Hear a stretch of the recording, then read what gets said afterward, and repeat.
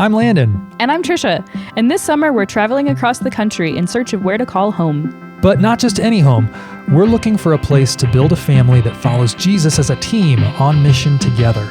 A place our family can hopefully partner with God to impact for generations to come.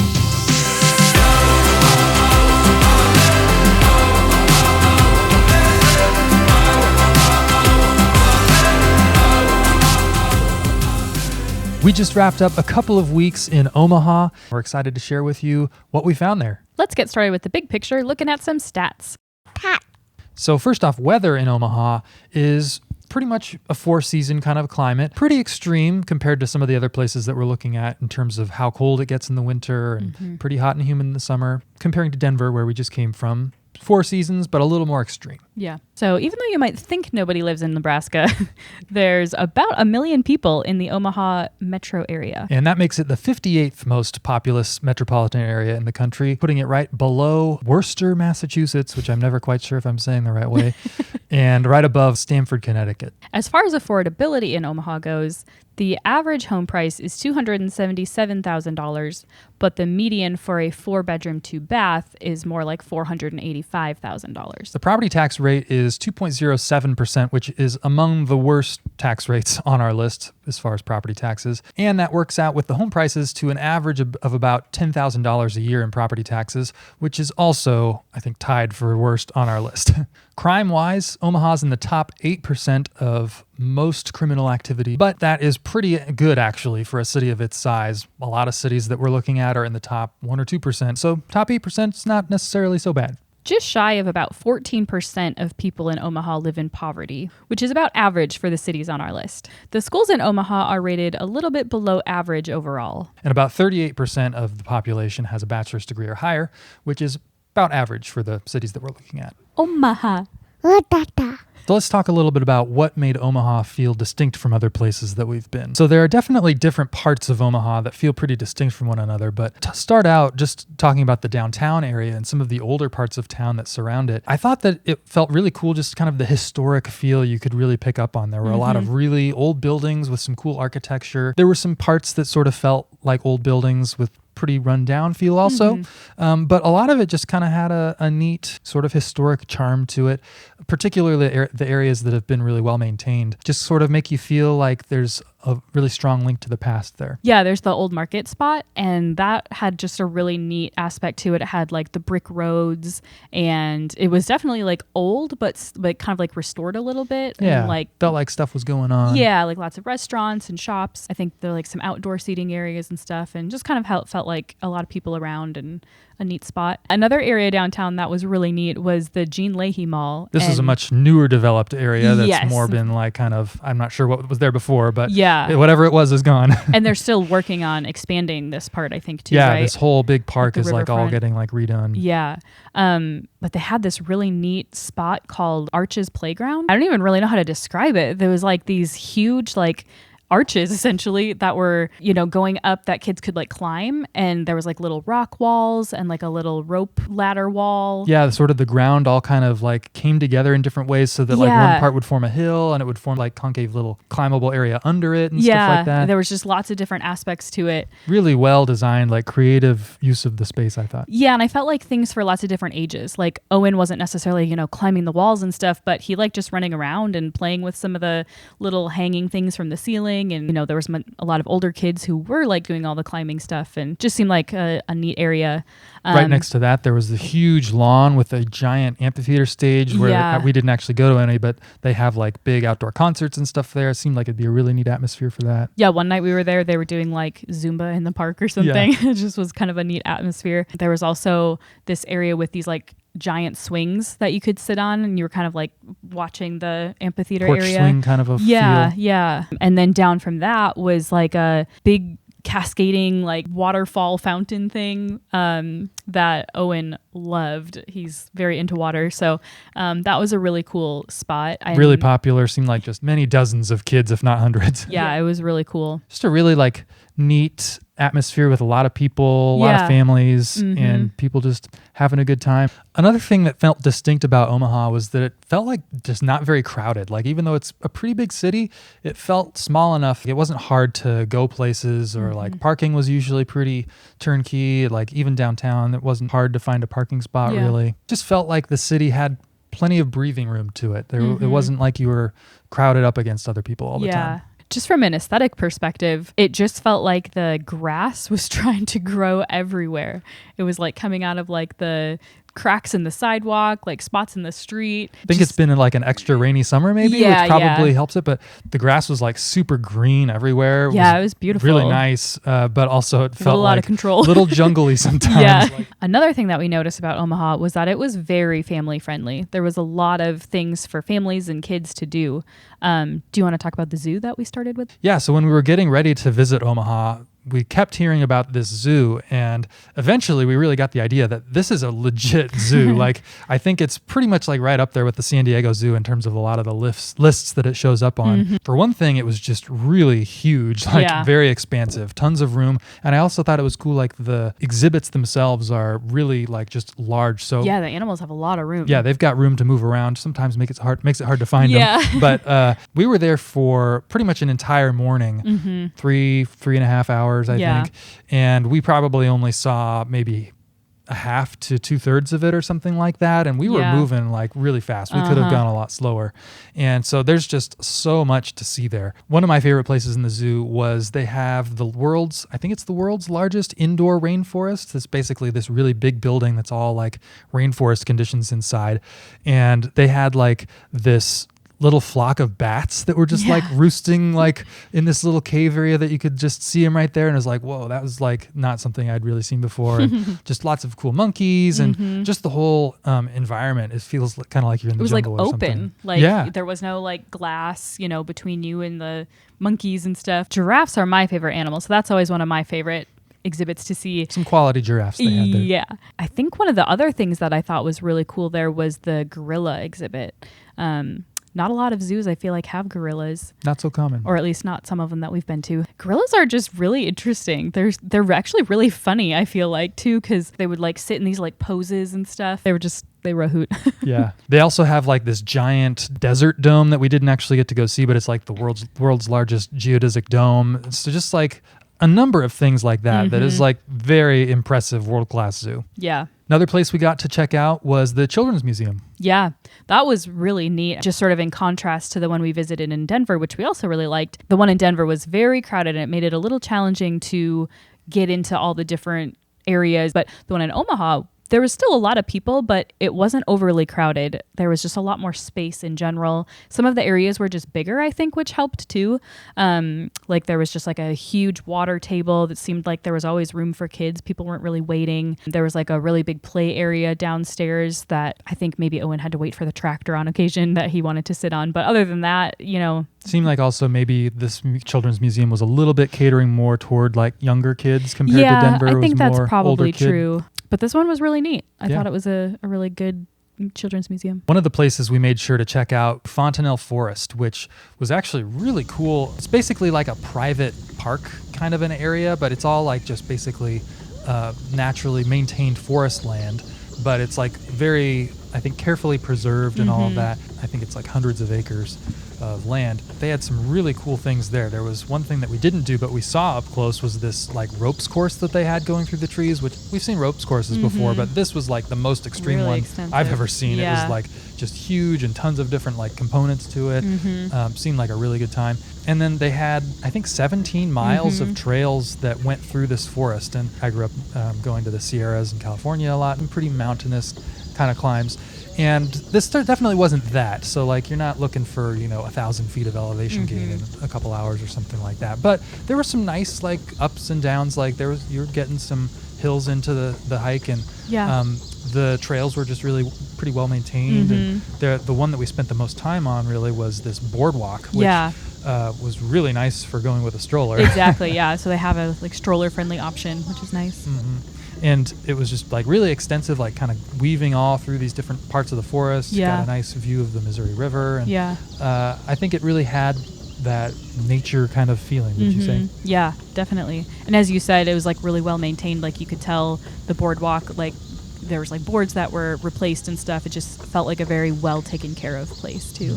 And there were definitely some other areas, within half an hour, something like that had like pretty good hikes. Seemed like pretty views and, kind of that foresty kind of atmosphere. Yeah. While we're talking about nature, there was some really cool parks and lakes that were around the area too. The one that we went to was Carter Lake. I will say it was not what I expected when we pulled up, but it turned out to be really neat.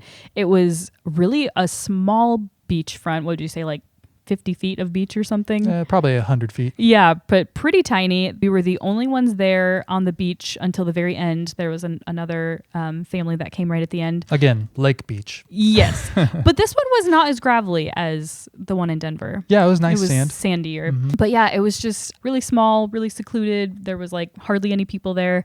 But it turned out really nice. And there was like, we even got like a shady spot and stuff. So it just, because I think it was like 100 degrees the day we went. But it didn't even feel that bad because we were in the shade for most of it. It turned out to be a really neat little spot.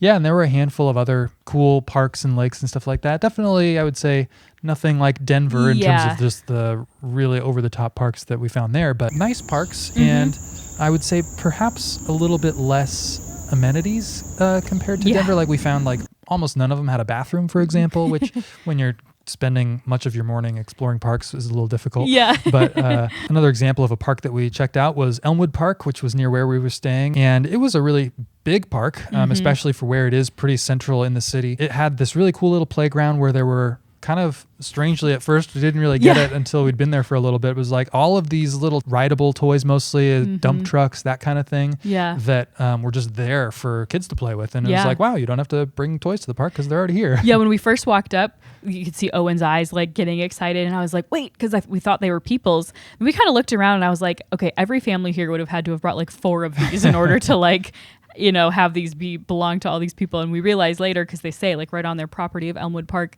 that they just have these available, which is kind of a neat feature. Yeah. Also really nice that the playground was almost all in the shade. Which is hard to find sometimes. Yeah. And so it was definitely, that's one of those kinds of things that you get from older parks. I feel like sometimes the trees were really mature and lots of good shade. It also seemed like there were quite a few like aquatic center places where there was like, sort of mini water park where there'd be like maybe a little wave pool, a few water slides and that kind of thing. And seemed like most parts of the city had access to something like that, which is kind of a cool thing. We didn't end up going because a lot of them didn't open until noon, and we were usually ready to head back for Owen's nap at that point. We did find that a lot of things in Omaha that were like kid appropriate, you would think, didn't open till like noon, which on our current schedule, nap wise and everything, was pretty limiting. There were also just a bunch of other things that we could have gone and done that were very like classic family activity kinds of things, it seemed like, that we just didn't have time for, didn't want to spend the money on. But things like the Durham Museum is like a Smithsonian partner museum where they have different exhibits roll through, and seems like a lot of the stuff there is geared toward kids. Another one is the Kiewit Luminarium, just opened up in April, I think, and that's sort of more of a little more of an older kids kind of science center sort of a place. We heard from some people that that's really neat. Another thing that a lot of people talked about that wasn't happening while we were there, but the College World Series happens in Omaha every summer, and that seems like a pretty big deal when that comes to town. So all of that adds up to just felt like there was quite a bit of stuff around for families to do. Another just thing that kind of felt descriptive of Omaha was that it was pretty easy to get around. Pretty much you can get from anywhere in the Omaha Metro to anywhere else in like a half hour or less, which, I would say at our current stage, a half hour can feel like a long ways. Yeah. But in the grand scheme of like most metro areas, that's really not very far. Right. And it also was pretty easy to just keep track of where you were because everything's on a grid in terms of the streets and everything. So that was just helpful in sort of getting around town and everything too. One thing that surprised us about Omaha was that, we were kind of expecting, it's the Midwest. You kind of have that Midwest nice and friendly feel. And some people that we had talked to who had either lived in Omaha or been there kind of, oh yeah, everyone's going to want to talk to you and that kind of feeling. And I think we just sort of expected that would be the case. And I feel like that's not really what we experienced while we were there. Yeah. No one was like unfriendly or rude or anything like that, but it just felt very like reserved, and no one was like going out of their way to say hi. Or we had a few people that we'd pass that would say hi, but it felt kind of similar to like California or another big city where Yeah. you sort of expect it to happen occasionally rather than being Yeah. very consistent. Yeah, I think it just felt so flipped from Denver because we went into Denver, if you watch our Denver video, with like the expectation of it being more like California. And there, people were so friendly and Felt like a much more outgoing kind of a culture. yeah, just felt like very genuine. And so I think we were like surprised by that. And then here we were like surprised in the opposite way. We were kind of expecting it to feel that way and it didn't really. So maybe we just have really bad expectations or something. But that was another thing too we noticed was that it seemed like there were a lot of people that were already in conversation because they were like with people that they knew and stuff like that. Yeah. Which I think probably speaks well to the fact that there probably are a lot of just relationships and a lot of interconnectedness in Omaha, but it might create a little bit of almost like kind of a, I've heard like the Nordic countries are sort of similar where there's lots of coziness and interpersonal connection if you're part of the culture, but it can be really hard to break into. Yeah. And I wonder if it's kind of maybe similar in Omaha where there's a lot of relationships already present. And so that potentially people might be less kind of available for new conversations and relationships and stuff like that. And the people that we talked to were friendly, and it's not like they were like, you know, oh, we don't want to talk to you or anything, but it just had a different feel to it. Yeah, it felt like more reserved conversation a little bit. Felt like people weren't like super stoked about having the conversation necessarily compared to Denver was like, oh, like people there seemed like they were excited to be talking to somebody. Yeah. And these people were like, oh yeah, like, can I help you? Or like kind of a thing, like, but not necessarily like super excited to be having this chat. Yeah. So I don't know. We might have had just a weird experience. Yeah. Who knows? It was interesting. But that's what we found. Yep. Neighborhoods. So you could sort of divide the neighborhoods that we checked out into two categories. There was the Midtown area of Omaha and then West Omaha. Yeah, broadly speaking, the Midtown Omaha area was going to be more of the older neighborhoods, kind of the classic places that were built in like the early 1900s mostly, so very historic kind of a vibe. And then West Omaha and some of the areas to the south basically felt to me kind of like just a giant blob of suburb, which is like, you know, got all of its pros and cons. So let's talk about, maybe start with the Midtown neighborhoods and then the suburbs toward the end. So let's start with our favorite, I would say, which is Dundee. You want to talk about how would you describe the Dundee neighborhood of Omaha? Yeah, Dundee was really a neat feel. I think it was probably the first neighborhood that we walked in that we were like, I really like this. I think it felt pretty old, but not in like a rundown way. You know, there's some areas that feel kind of old and like not super well taken care of. Dundee was not like that. It was very well maintained, but it wasn't like super like cookie cutter, you know, suburb feel. Tons of historical character. With like lots of mature trees. They like canopied over the streets. Brick houses that feel like they were built mostly in like the early 1900s. The lawns were, I'm going to sound like some kind of lawn geek or something, which I'm totally not, but it just sort of like really made a difference. Like it felt like the lawns were like well maintained and like mowed and edged and stuff like that. And it just had that sort of a feel where it's like, okay, the people who are here like are really taking care of these places. Yeah. And it was just kind of had a neat community vibe to it, I felt like. Going on the community thing, one thing that I really liked about the Dundee neighborhood that felt very unique, I feel like, in Omaha compared to lots of other neighborhoods was it had its own little kind of like Main Street area, kind of downtown spot that I feel like a lot of areas kind of lacked much of that type of thing. And this one had not just like an area, but it was like really neat. Like there was a lot of people out, felt like a really cool vibe. Cute little downtown street sort of thing. There wasn't like a ton there. Yeah, but small. Maybe a couple of blocks, but it was like there was a lot of stuff crammed into there, like some neat little shops, restaurants, and that sort of thing. Coffee shops, ice cream.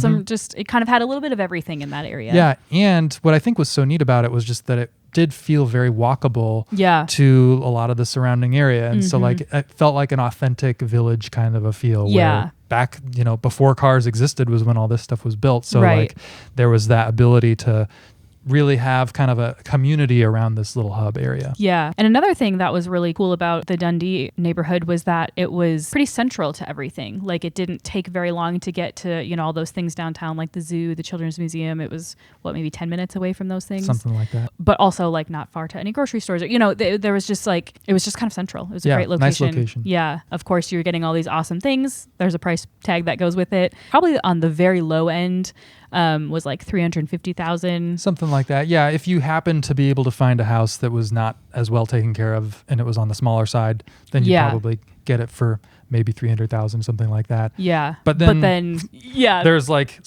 some parts of Dundee that felt like bordering on normal fanciness, and then some parts that were like, I think where Warren Buffett lives, that is like really, really fancy, like mansion kinds of houses, but they're like $1.5 million or something like that. Yeah. Whereas if you were in another part of the country, they might be like $10 million. Yeah. Something. So not, depends what you compare it to. Yeah. But I would say probably the majority of the houses were more, I don't know exact square footage or anything like that, but like a nice big house, I would say, was pretty common to see in Dundee. Yeah. And then there were some smaller houses too. Yeah, I feel like the general feel of it didn't feel like you were just walking through this area with all these mansions. Like there was definitely spots and there was certain houses that were huge, but overall it felt pretty normal, you know? Yeah. Like it'd be comfortable to live there and everything. Mm-hmm.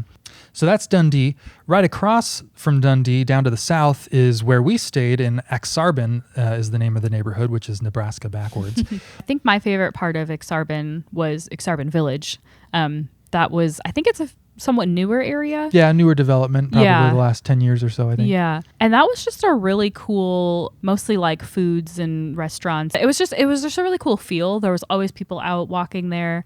They had like a coffee shop that we went to, some ice cream. Also, just like they do a lot of events there. Like every Sunday, I think they do a farmer's market there.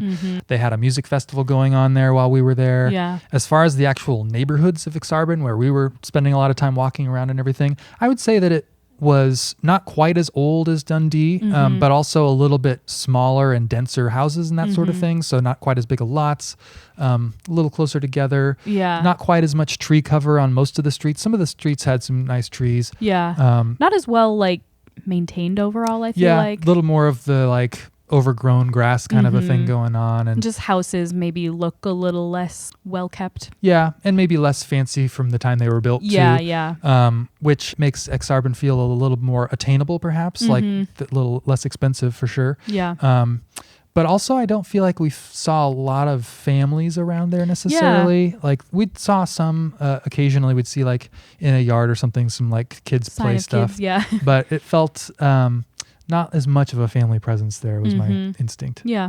Exarban is also where Elmwood Park was, so it was pretty easy access to get there. But to sum up, I would say if I had to choose, Exarban probably wouldn't be my top choice of a place to live. While I really liked Exarban Village, the actual neighborhood itself, I don't know that it would be like where I would be most excited to live. Not so much charm around there, perhaps. Yeah. But I think that one thing that stood out to me about Exarban was, so like one thing that we're thinking about for our next chapter potentially is trying to do what's called house hacking for a time, which is basically like, rent out part of your house or own like a duplex or triplex or something like that, and try to turn your house into basically a little bit of an asset rather than just a money drain. And Exarban does seem like a really good place to do that sort of thing. So that's one thing that stood out to me is there are a lot of multifamily housing options in there. I would say probably it wouldn't be like my long-term desire of a place to like end up, but for, living there for a few years or something, if we're like doing the house hacking thing. It's the kind of thing that I could see like being there for a time. Yeah, to agreed. Another neighborhood that I was really curious to check out was Gifford Park. This is an area that's a little bit more toward downtown, but also not too far from Dundee. It's really well known for having a really well-developed neighborhood association, basically this group of neighbors who all try to like make the neighborhood a better place, do different events and development projects and that kind of thing. And so I was kind of curious to see like, what does that look like and how does that neighborhood feel? It seemed like our overall take was that Gifford Park felt a little bit too gritty to be like an ideal place for our next chapter. Family. Like it felt like just a lot of it was pretty run down, and I don't know, just didn't feel like super safe for some reason. Like, yeah. I mean, it's not like I felt unsafe while we were walking through it necessarily, but to like live there just didn't give off that vibe of like, oh, this feels really family friendly and like. Well, yeah. I mean, it's like kind of gets to like, what is family friendly exactly? But it felt like I wasn't sure that I'd be super comfortable like sending you and Owen off to a walk to the park by yourselves or something like that. Right. And we've been sort of wrestling with that really of like, what is like kind of wise in terms of we don't want to just like selfishly be living in some nice place where everything's perfect, but also like want to be smart about just like what is the environment that's going to lead to flourishing for our family that we can then kind of share, expanding from there is kind of the vision that we have for like what God wants from us as a family.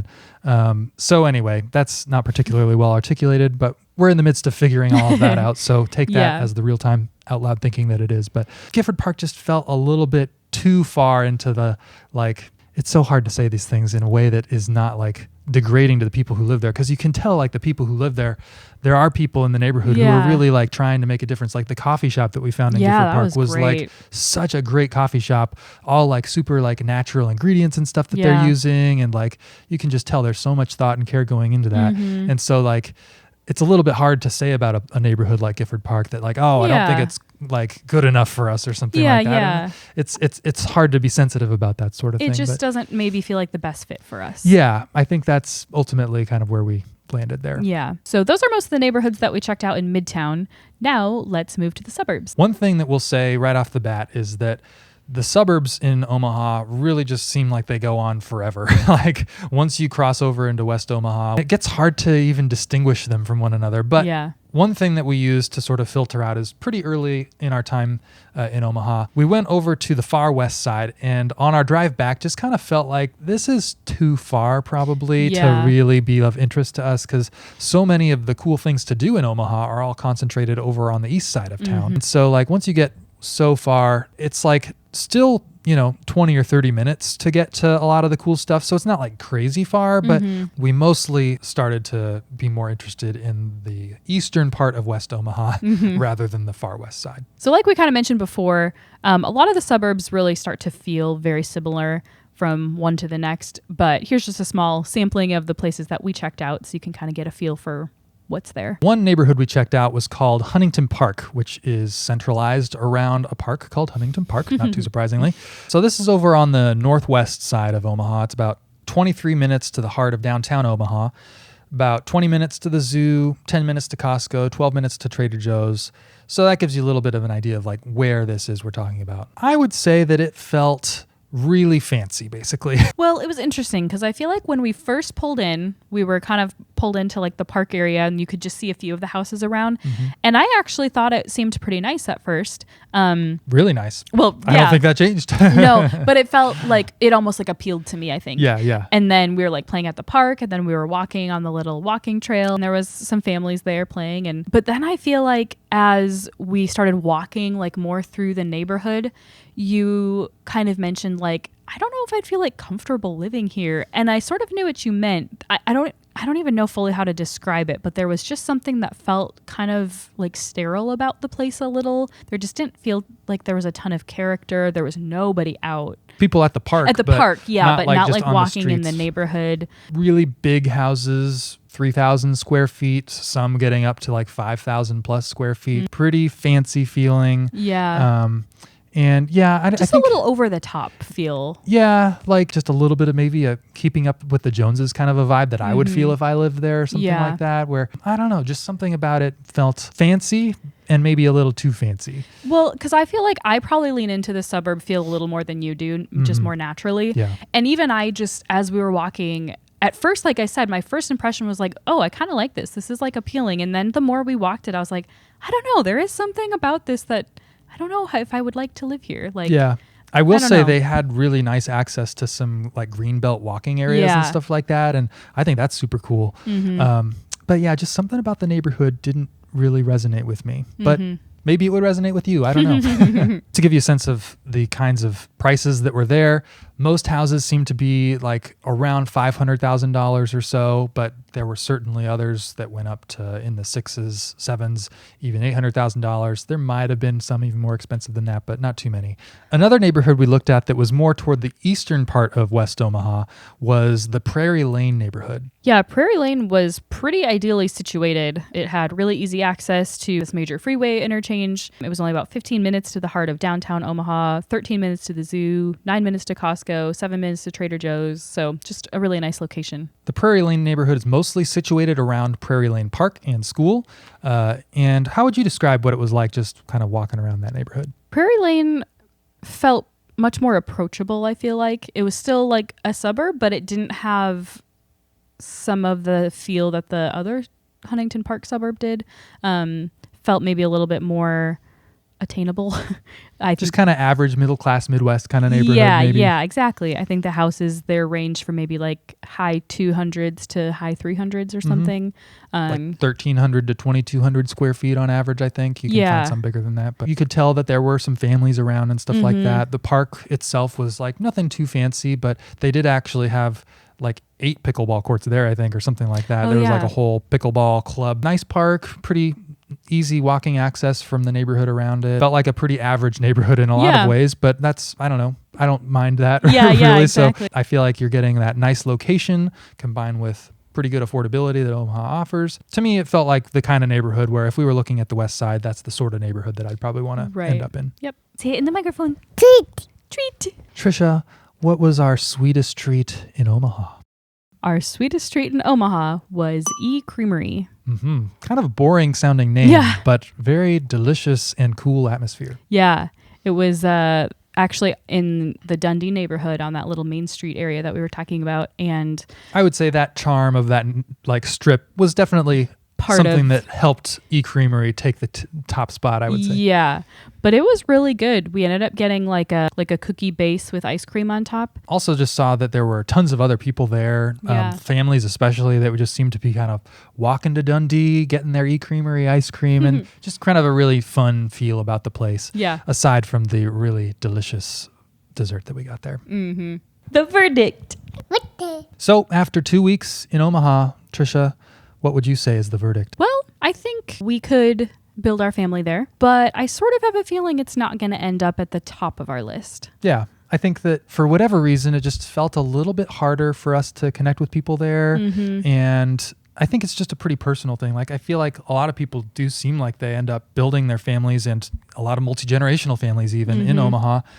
So it's definitely possible, and there's lots of cool things for families to do there and everything, which it feels like it does have a lot going for it. Cost of living is reasonable. But yeah, I think it's just a personal thing for us that as we just explored it, definitely liked visiting there. Would consider visiting again. There was cool stuff to see and do, but just didn't really have that chord for us of like feeling like home. Yeah. If you watch the Denver video, my hope is to feel like that pull somewhere.